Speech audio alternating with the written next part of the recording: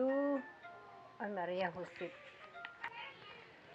So, kakain muna ako ng lunch ko. So, today, hindi nga kami naligo sa dagat. Tsaka, dito lang ako sa bahay. Hindi rin ako nag-exercise. Nagpainit-init lang ako ng konti. So, tapos na ako ligo. Ngayon, kakain ako. First time ko na kumain itong ginataan na, alam mo ba yun yan? Yung gabi na mayroong bagungon. Ito yung ulam ko sa lunch. First time ko itong kumain. And then, today, since kagabi yun nga, inatake ako ng allergy ko dahil na parang sa estimate ko lang, hindi naman kasi ako doktor na alam mo yung ganun ano.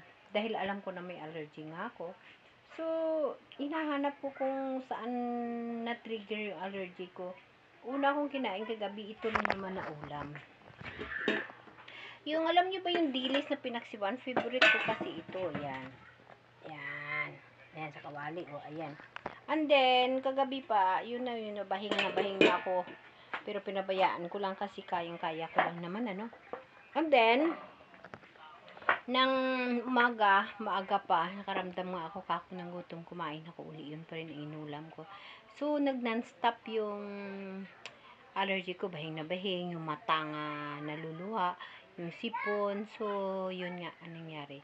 Ang ginawa ko, after ko nag-breakfast, tapos ko pa init-init, pag uwi ko, nag-inom ako ng gamot na anti-allergen. So, nawala na.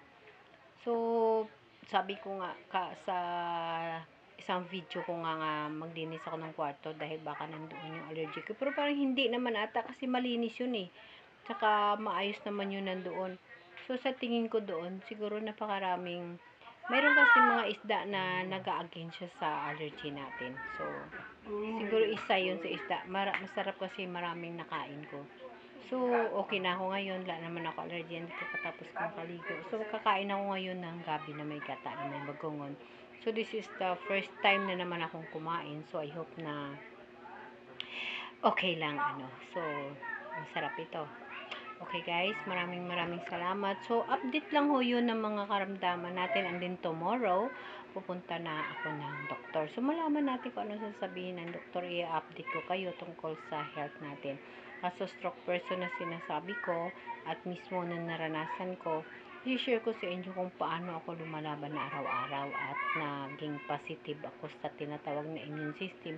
Itanong ko ho yan bukas sa doktor kung ano ba talaga para maipaliwanag niya kay yun nga yung sinasabi ko nga nung papacheck up ko at din sinabi ng doktor na mag-focus dun sa laboratory sa dugo ko and din binigyan ako ng gamot na prednisone. Hindi ho ako nakabalik kasi nandito na ho ako sa Antique.